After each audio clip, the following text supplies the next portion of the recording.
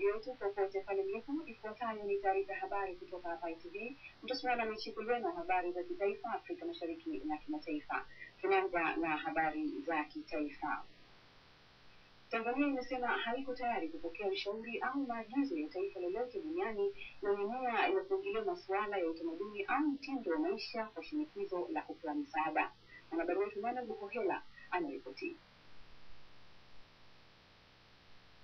Akiuzungumzia msimamo wa Tanzania kutokana na tamko lilotolewa na Waziri Mkuu wa Uingereza Bwana David Cameron ya kuzitaka nchi za Kiafrika kuheshimu haki za binadamu, ikiwa ni pamoja na kuruhusu masuala mahusiano ya ndoa za jinsia moja au ushoga, ikiwa ni mojawapo masharti ya kupatiwa misaada, Waziri wa Mambo ya Nje na Ushirikiano wa Kimataifa Mheshimiwa Bernard Membe amesema tamko hilo ni la hatari na huenda likasababisha kuvunjika kwa Jumuiya ya Madola, na Bwana Cameron hata kuwa na nafasi ya kukwepa lawama hiyo na kutamka msimamo wa Tanzania juu ya swala hilo. Hii staili mpya ya kuunganisha misaada ya maendeleo na ushoga, kwamba ili upate hiki fanya hivi, tunavunja uhusiano wa kimataifa. Ni tamko hatarishi linaloweza kuvunja uhusiano kati ya nchi na nchi. Nchi hii inafuata utamaduni, culture ya familia ya mume na mke, na kamwe hatupo hapa sasa kupokea amri wala ushauri wa mtu yoyote nje ya nchi yetu kule kuingilia masuala ya utamaduni wetu. Rais wa Baraza la Maaskofu Tanzania, Askofu Mkuu wa Jimbo la Mwanza, Mhashamu Yuda Thaddeus Ruwa'ichi, akitoa maoni yake juu ya swala hilo, amesema umefika wakati sasa wa binadamu kumrudia Mungu na kuheshimu kazi yake kwa kumuumba mwanamume na mwanamke, na kuongeza kuwa tamaduni za nchi ni lazima ziheshimiwe licha ya utandawazi uliopo. Sisi kama taifa tuna mazingira yetu, tuna utamaduni wetu, na ni kweli tuna mafungamano na mataifa mengine. Ni vema sisi wenyewe tukaheshimu ile mihimili ya utamaduni wetu, tukaheshimu vielelezo vya msingi kama sheria za maumbile. Inatuwezesha kutunza utu na pia kuwa wacha Mungu. Nao baadhi ya wanaharakati wamesema wakati huu ambao taifa liko katika mchakato wa kuandaa na kuandika katiba mpya, ni muhimu vipengele vinavyohusiana na masuala ya mahusiano na nchi nyingine, ikiwa ni pamoja na msimamo ya wazi ya taifa iingizwe katika katiba mpya ili kuepusha ubabaishaji wa aina yoyote.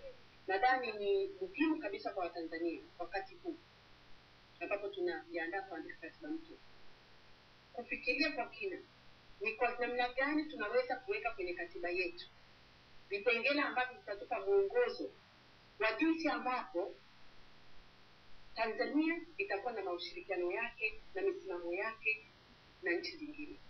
Lakini zaidi itaelekeza inapokuja swala la misaada, ni misaada ya aina gani wa Tanzania wapokee.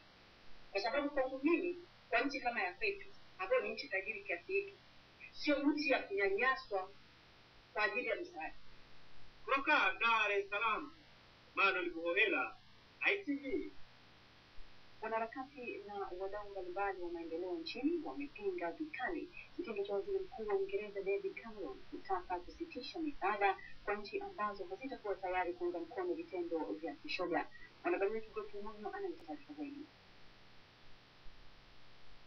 Wakizungumza kwenye kati tofauti, wanaharakati hao wamesema kwa sasa jambo hilo haliwezi kuwa ni sehemu ya ajenda za kujadili kwa sababu halina tija kwa Watanzania.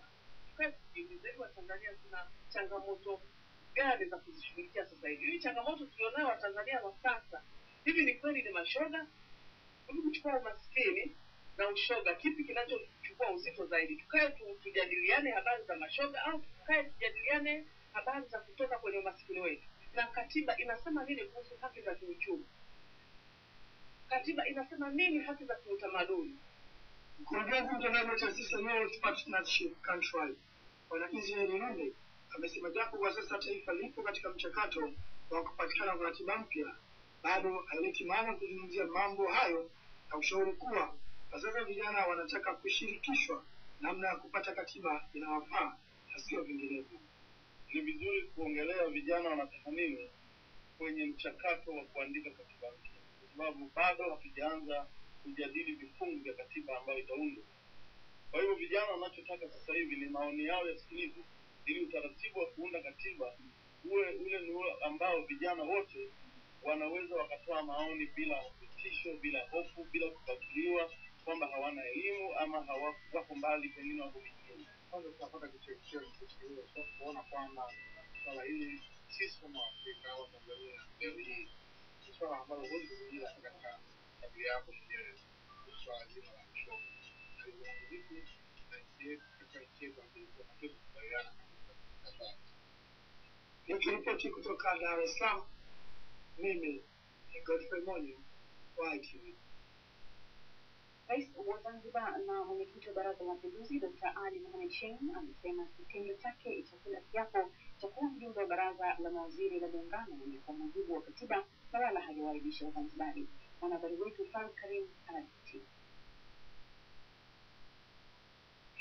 Rais wa Zanzibar na mwenyekiti wa Baraza la Mapinduzi Dr. Ali Mohamed Shein ametoa kauli yake hiyo Ikulu mjini Zanzibar wakati akizungumza na wahariri wa vyombo vya habari na kutoka Tanzania bara na waandishi wa habari waliokuwa hapa Zanzibar, ikiwa ni miongoni mwa hatua za kutimiza mwaka mmoja wa utawala wake wa kuiongoza serikali ya kitaifa. Dr. Shein anasema wale wanaopiga kelele nje kuwa wamekwenda kinyume na katiba hawaelewi na wanapaswa kusoma na kujua katiba. Anasema yeye ni rais wa kwanza wa Zanzibar, yeye sio rais wa kwanza wa Zanzibar kula kiapo cha kuwa mjumbe Baraza la Mawaziri la serikali ya Muungano. Na kuhudhuria vikao vya Baraza la Mawaziri la Jamhuri ya Tanzania na anaendelea kwa rais wa Zanzibar ndani ya baraza hili. Na pale kuna kibao kimewekwa rais wa Zanzibar kwa sababu sema mimi kwa kweli waziri bila waziri wa ndugu watu wajabu sana hebu saidieni hawa tena wengine wanaandika ndio siasa wasitu akisikia some of these things. Akizungumzia hali ya jumla ya uchumi kwa visiwa vya Zanzibar, Dr. Shein amesema serikali katika kipindi cha mwaka mmoja imepania kuimarisha sekta mbalimbali za kiuchumi ikiwemo uimarishaji wa miundombinu, mapinduzi ya kilimo na kuhakikisha sekta ambazo zinaleta faida kwa pato la serikali zinaimarishwa kwa hali ya juu na kwa nguvu zote. Utalii kama tusema ndio sekta kiongozi, kilimo, miundombinu na huduma za jamii kama vile elimu, afya, maji. Kwa upande wa utalii, lengo letu ni kufanya utalii uwe kwa wananchi wote, yaani utalii wote wote tuhusike na sekta ya utalii kwa njia mbalimbali. Hasa utalii ndio sekta kiongozi na inayotuongezea 70% ya fedha zetu za kigeni. Rais Shein alikamata madaraka ya rais wa Zanzibar katika mfumo wa kitaifa ambapo serikali ya awamu ya 7 ina baraza la mawaziri kwa vyama vya CCM na CUF, na madaraka alikamata mwaka mmoja uliopita baada ya kushinda kwa Chama cha Mapinduzi. Huu ulikuwa ni mkutano wake wa kwanza na wahariri wa vyombo vya habari na waandishi wa habari walioko Zanzibar. Kutoka hapa kisiwani Zanzibar, mimi ni Faruk Karim wa ITV.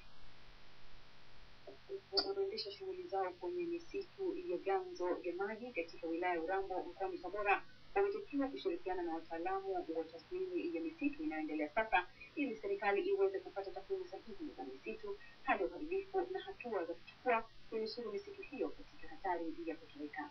Mwanahabari wetu Dr. Msungu anayetaarifa zaidi.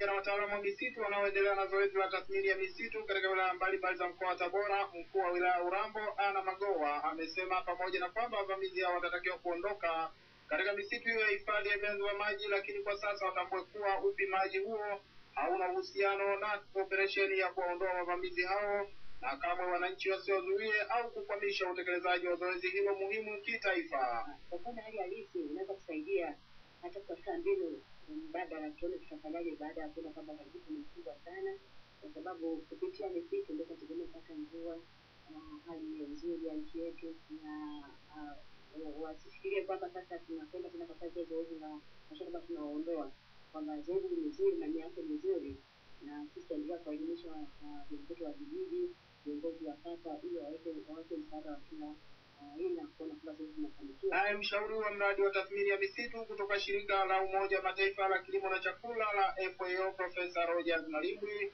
na mratibu msaidizi wa mradi wa tathmini ya misitu unaojulikana kwa jina la FOMA Gerard Otieno wamesema Baadhi ya wananchi wamekuwa wakiwazuia wataalamu hao kutekeleza kazi zao katika maeneo mbalimbali nchini kutokana na migogoro ya ardhi iliyopo katika maeneo yao, wakihofia kuwa zoezi hilo linaweza kuwa na matokeo ya uporaji wa ardhi ya wananchi, jambo ambalo halina msingi wala ukweli wowote. Sasa tunachotaka tu kusema kwamba watu wenyewe wanapoona ile neno na Foma, ambayo ndio nembo yetu kubwa imeandikwa kwenye magari, lakini pia hata wafanyakazi wetu wanayo ile nembo mgongoni. Ukiona na Foma, wajue kabisa kwamba hawa ni wapimaji misitu tu, ndio wanachukua sensa ya misitu. Hata lengo lingine, kwa hiyo tunaomba sana ushirikiano wao.